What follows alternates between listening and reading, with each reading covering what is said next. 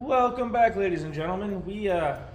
She did something last night. You want to tell them what you did, why we got to throw this together, why it's a mess out here, why we have zero time? Scrolling through Facebook while I was at work yesterday, and actually Drag and Drive Repeat shared a thing for our Drag and Drive this weekend. Just a little one. Well, it was made about 5 days ago. They made an event. So it's kind of the last minute, very end of the season. People are coming from California. People are coming from all over the world to come to this one day. It's called the Sick Day, is what it's called. Sponsored by Sick the Mag. But it's also called Plates and 28s. Yep. So we figured, what the heck, we wanted to do a testing tune anyway, so why not load up the camper, do a test run for Sick Week, make sure my rearrangements are going to work. And the best part is I haven't even started yet. And we leave tomorrow. And we leave tomorrow. As soon as I get up, because I work tonight. Yeah, we have to leave. It's a 3-hour drive there. We have to leave by noon at the latest. Great.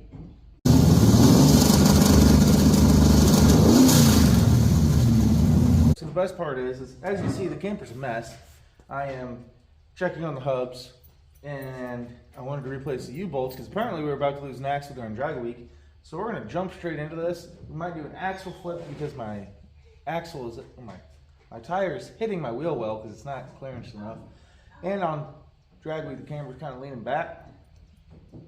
Yeah. Yeah, like this. Car's over here. So if I raise it up a little bit, it should help. I don't know. We'll see how it does. If it works, great, great. If it needs to be flipped back again, we have brand new U-bolts and stuff, and I don't worry about that hardware. So let's jump right into this. Let's get this axle flipped. Let's get new tires on since we cracked 2 rims on drag week. That was great. In Michigan. Thanks, Michigan. Do your roads better. Let's get a new toolbox in here, get this loaded up, and hit the road tomorrow. Literally. Great. Literally, by the time you guys are seeing this is when it will be on the road. Some of you might notice that my wheels are white now. We don't have the nice, pretty, sparkly ones anymore. Apparently, thank you, Michigan, we cracked them. As I was saying, we didn't know that until we got back from drag week. And we went over to my dad's house and pushed on the camper and it wobbled. I was like, that's a lot of wobble. And he goes, yeah, it was. And I was like, uh-huh. And we looked at it and we go, that wasn't suspension wobble. We looked at the rim and I was like, man, this black dust has been all over this brown dust has been all over the rim all during drag week. And we got to looking. It was metal on metal dust from the rim flexing in 2 pieces. That was great. That was really great. So we bought brand new rims. So now we got like 6 spares.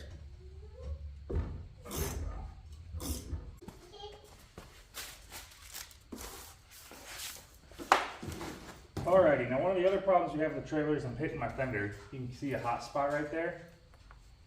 There's 2 ways I could solve this. I could cut these fenders, make plates, move them up all the way, and call it a day.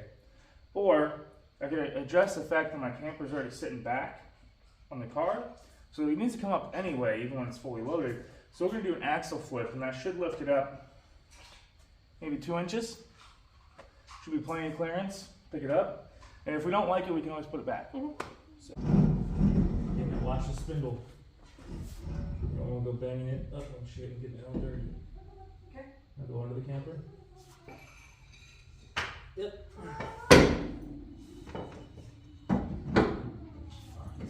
Okay, yep. Then go to the jack.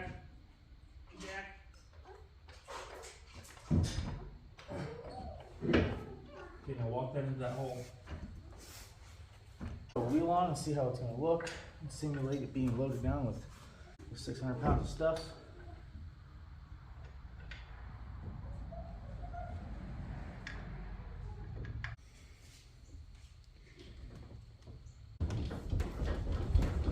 Yeah, that's too high. Okay.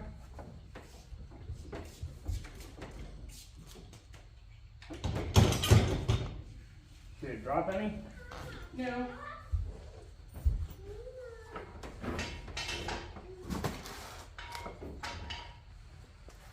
What do you think?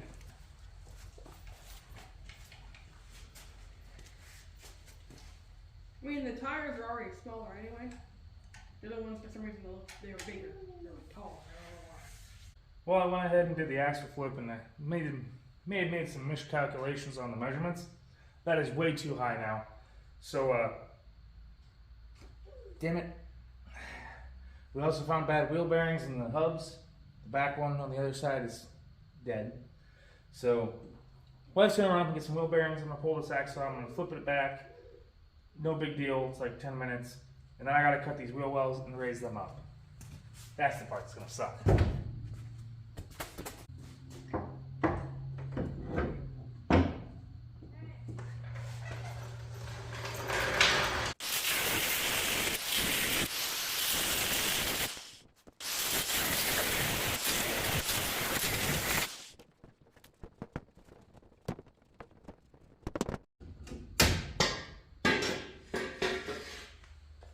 One side off. Let's hope my flat disc has a little bit more life left in it. It's what was that?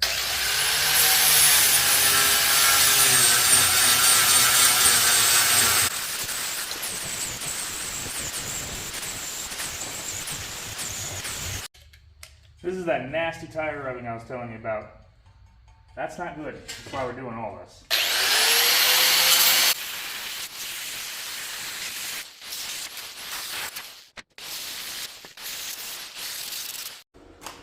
Here we go again with some more welding.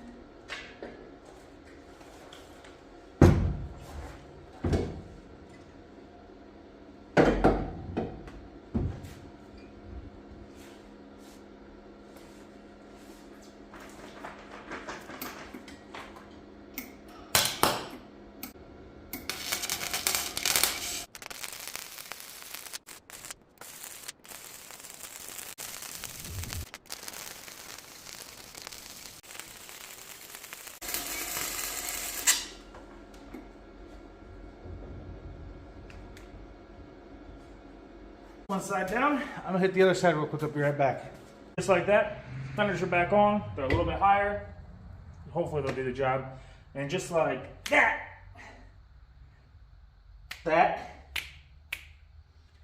man, how many subscribers do I need before I can just snap my fingers and make it done?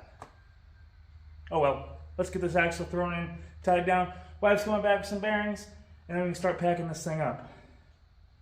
I don't have a watch, so I don't know how little time we have, but I can tell you it's not much.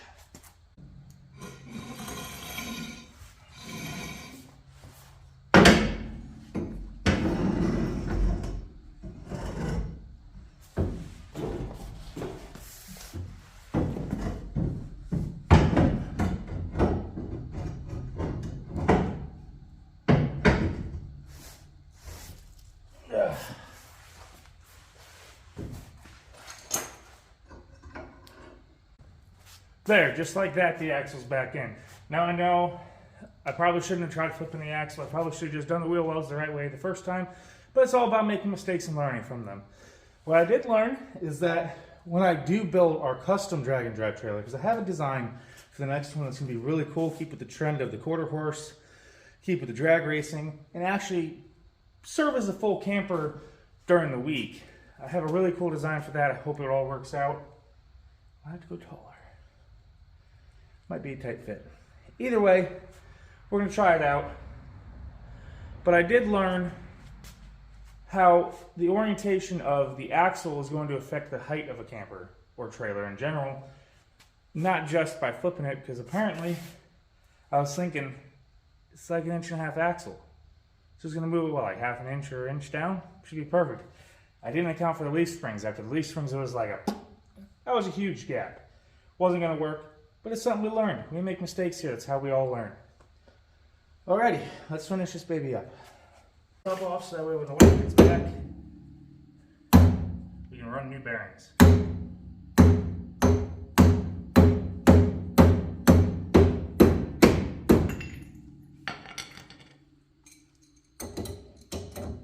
Before you say anything, I already took the cotter pin out because it's been out a few times. So don't bite my head off.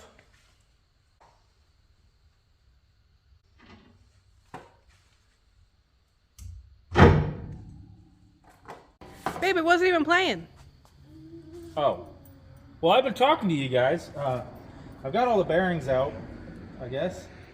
The back ones, they're done. They're bad.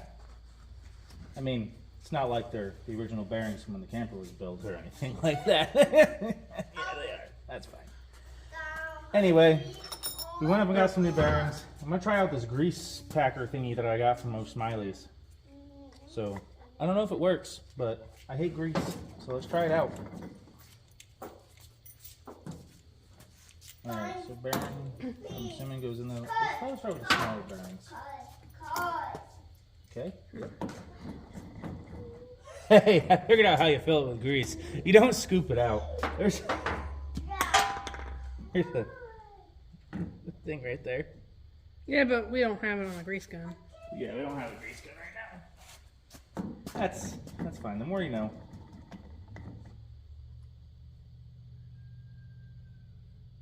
Except I just think I now realize that I think the point of it is to put it on there and then pump the grease gun full and push it. I don't know.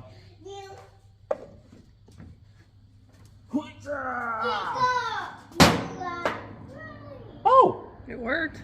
How do you get it off of there now? I don't know.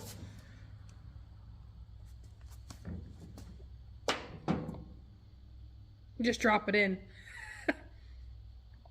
That's kind of cool.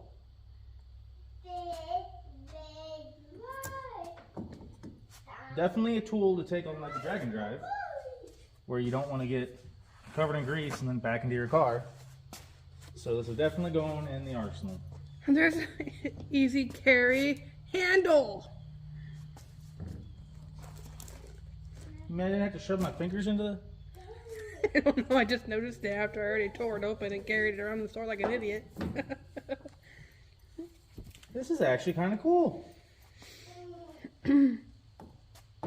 The stupid things you buy on the clearance rack at O'Reilly's. Oh, dumbass. Grease. It happens.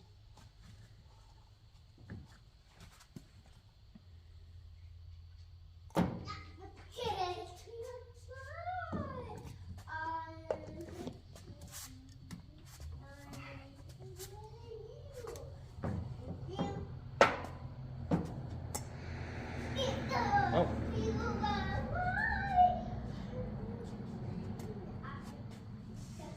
Are you saying it can come out like that too?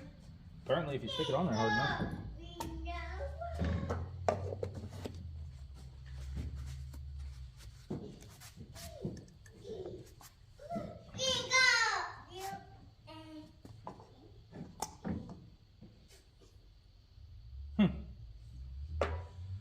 You're learning more and more about it. I dig it. No, it can stay in there like that. It can still keep it. I dig it. That was worth like $2 we paid for that. O'Reilly scratch and sniff. Give all this extra grease to the outside of the bearings because apparently it needs some extra help. Should got you some gloves. I don't like gloves.